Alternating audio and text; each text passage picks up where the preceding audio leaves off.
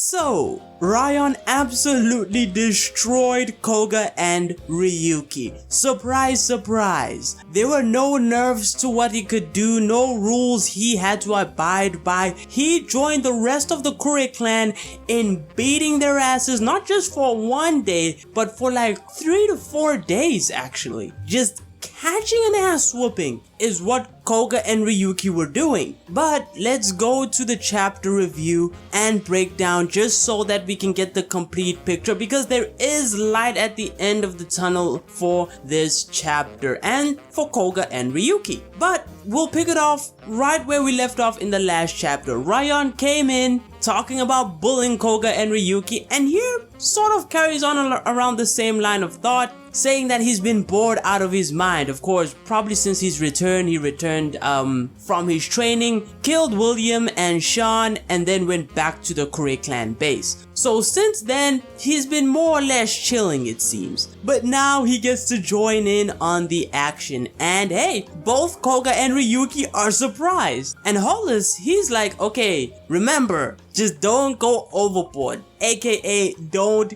kill these people. You know, remember what I told you before you got here. And Raian, as expected, he's like, you said what? Don't remember anything. I'm doing things my way. I'm out for blood. I'm out to kill, basically. But Yakusha then steps in, and something very interesting happens here, because they have a little interaction where Yakusha basically calls Raian, you know, sweet little Raian. That's what Yakusha calls Raian. And so it seems like there is a relationship between Yakusha and Raian here, but they haven't actually met up in a while, because Yakusha says, hey, time flies, and it was almost yesterday that Raian was like a little baby. Now, when Raian is having his interaction with Yakusha, he sort of calms down with the bloodlust type of thing, although he seems to be more annoyed with Yakusha than anything. And so my guess is that Yakusha is probably, yes, he might be an aunt, or an aunt that was more involved with Raian in his younger years, or maybe Raian's mother. We don't know for sure though, but her saying that it's been a while since he's actually seen Raian makes me doubt that. But yeah, Raian and his normal I'm going to kill them attitude gets completely deflated by Yakusha, and he's like, okay, let's just get this over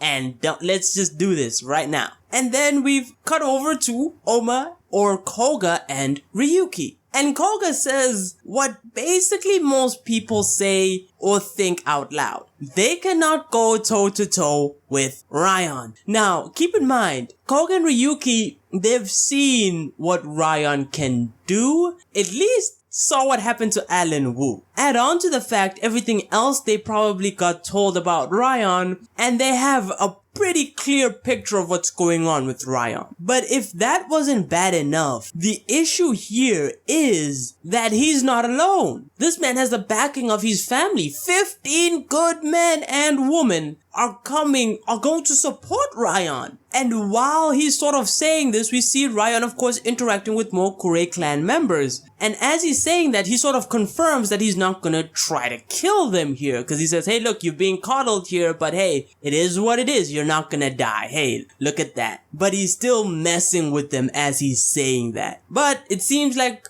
Koga and Ryuki get the resolve to actually go up against the Kure clan at this point, and they're like, look, no point complaining, let's do this, let's see how it goes. And Hollis comes in, hey, rules are the same, it is what it is. And so it seems like they go away for a few minutes, or they start at a different location and then make it to where Koga and Ryuki are. Because once he says this, we see Koga and Ryuki, they're more or less alone. And they're trying to figure out, hey, how do we deal with them? While also admiring how big the mansion is, because they're like, hey, look, pretty spacious in here. Looks like it used to be a samurai mansion, but we need a strategy. And it seems like they're more or less leaning towards what they said in the last chapter. Hey, stick to a corridor and try not to get surrounded, right? Basically trying to take out the halberd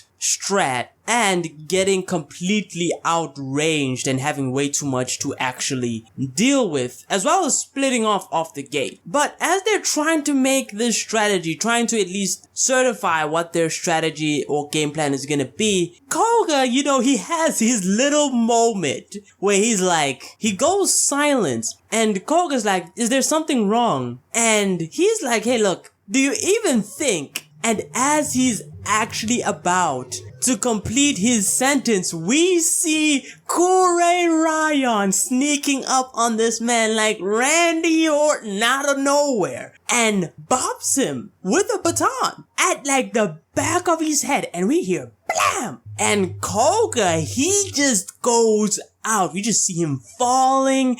That's it. This man is dead, or more probably just knocked the fuck out. And Ryuki's like, oh my god, he calls out to Koga. He's like, Koga! And Raian just laughs at their asses and is like, I caught your pants down. A sneak attack! Which, by the way, Raian doesn't need a sneak attack to whip their asses. But he's enjoying himself so much and he's like, I'm gonna do it anyway. Because no matter how strong you actually get, one attack you do not see coming can knock your ass out. So he's telling Ryuki, finishing that's the next sentence. He's like, stay on your toes. Meanwhile, Koga is doing anything but staying on his toes. He's asleep. And Ryuki's like, it hasn't even been like 10 minutes, dog. It seems like the rest of the Kure clan were kind enough to give them some time. Not Raian. Raian's like, yeah, doesn't really matter. What you gonna tell them, that in the thick of battle? You're gonna say, hey guys, you're 10 minutes early? And Ryuki attacks with the Gaio style air rendering. So he's jumping up in the air with the air rendering kick, and this is the funniest part of the entire chapter. Because Raian parries the kick. Easy enough. He does it effortlessly. This man is going backwards from that parry. And as he's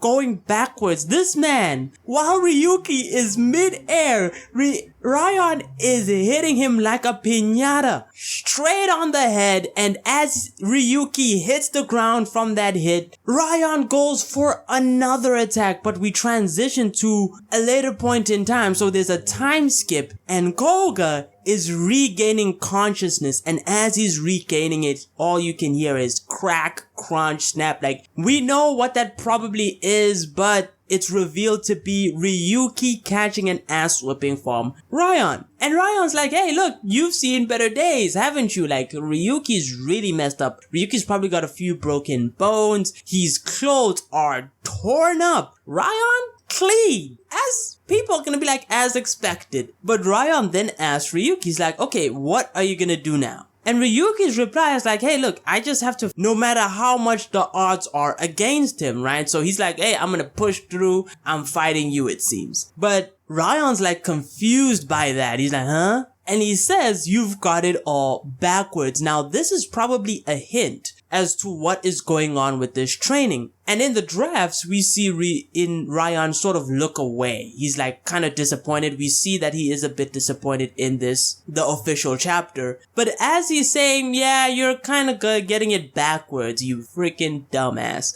And Ryuki's like, what do you mean? And as he's saying that, the other Kure clan members are there, jumping him from behind. We don't need to know the exact details. We know Ryuki caught an ass whipping. And we just hear whamp and transition over to the night where it seems like we do a time skip to the third day with Koga trying to block a slash coming from Hollis, but failing in doing that completely. He goes down like a house of cards, and Hollis is like, okay, we're calling it a day, so this is the end of the day here. And the same is going on for Ryuki. Now Yakusha's like, hey, look, you're putting in a pretty good effort, all things considered. And Carla, he's saying the same. He's like, hey, you lost it longer than ever. But Ryuki, he's on the ground. Yakusha and Carla were right on top of him. And as they're right on top of him, he's thinking to himself, yeah, this is hopeless. There's no way Ryuki can actually win. The same would go for Koga as well. Now again, same idea when Koga, right before he got knocked out by Raian, he was also thinking about this as well. And he sort of had the same idea the moment he saw Raian, that, yeah, this doesn't seem like a situation that they can beat the Kure clan. But Harlos is like, hey, look, here's your medicine, Ryuki, fix yourself up before the next day. And he leaves both Koga and Ryuki alone with their bum asses left to console each other and lick each other's wounds. And we get a continuation of this thought while they're sort of left together here. They're like, nah, there's something ain't right with this. Koga's like, how are we supposed to beat the Kure clan under these conditions when they're using weapons and we have Raian there? I mean, think about it. Even if you were to put Oma in this situation, Oma would probably get his ass handed to him. Because Raian would be bad enough for him to handle. 15 other Kure clan members coordinating with weapons. Nah, that's an L that anyone could call. So Koga and Ryuki, they're thinking the same thing. Something doesn't add up. They're not meant to beat the Kure clan, it seems. At least not by fighting them directly. And I think the answer is there's something that they're supposed to learn from this entire experience that can help them with endurance or survival. Because remember, the condition for winning or for completing the training is surviving for 24 hours. Whatever they gotta do, whatever they gotta learn, it's a 24-hour thing. It's a survival technique of some sort. But enough speculation, carrying on with the chapter, because we go on to day 4 and yeah, they are just running for the hills at this point. They just run down a passage and unfortunately they get completely cornered in a passage and get their ass whooped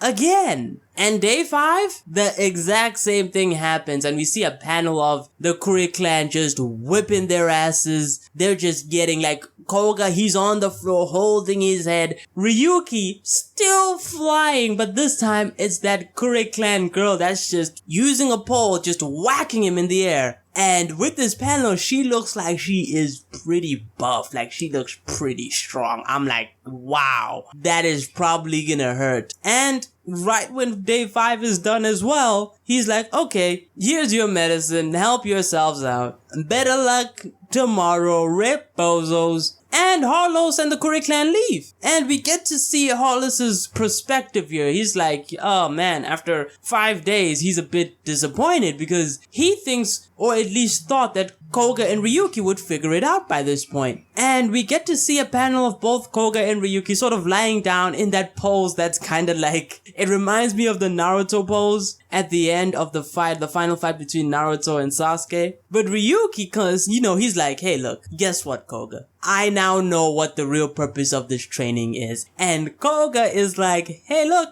I've also caught on to what's happening. It took an ass whipping and a half for 5 days straight, but hey, we're finishing this tomorrow, it seems. So, hey, it'll be interesting to see what happens. Very fun chapter overall. I think the best part is the mystery element of like, okay, clearly the circumstances are stacked way too against them. So what is the key here? And hopefully we'll get to see what that could be. Because I know a lot of people are kinda comparing it to the Gakigahara Force training that Oma had with Togita, or his master, where similar to this training, beating his master in Oma's case wasn't the actual point. It was actually learning Demon's Bane. And he sort of had to figure it out once he had learned the fundamentals. And so I'm very interested to see what will it be in this case. Because whatever it is, it should be able to help them, remember, against the entire Kure clan and Raian for 24 hours, unless that's a secret way to finish the training instead. But we'll see how that works out. Great chapter once again. Don't forget to like and sub, and until next time, take it easy.